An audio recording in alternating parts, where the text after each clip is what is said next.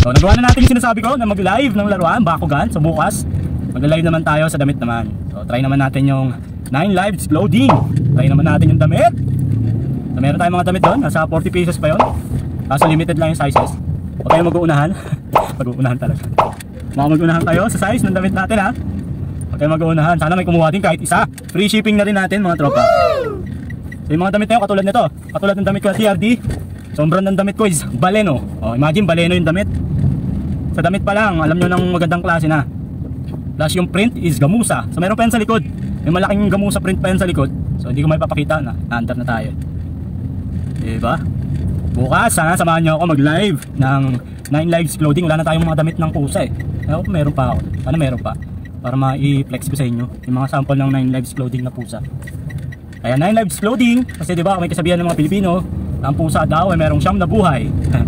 Diba? At saka mahilig din talaga tayo sa pusa. Ang pusa namin is 13 piraso na. Ito. Tuling ng mga aso tumawid eh, no? Makikipagtitigan pa sa'yo. Medyo bibilisan natin mga tropa.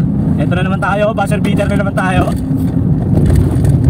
Buzzer beater na naman si Tonton. Lagi na lang ganito, Tonton.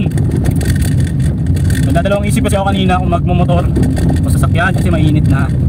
Ang kaso dumilim na, ng bandang 12:30 dumilim na naman ito. Sabi ko, hindi na makipagsapalaran. 40 na lang, kahit maubos na yung gas natin. 3 bars na lang, papagalitan na naman tayo ni Norhina. Sabihin, naubos mo na naman yung gasolina ng kotse. Bukid na tayo, kita nyo naman.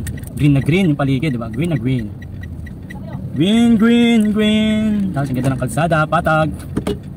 Patag, walang lubak, walang humps. Diba?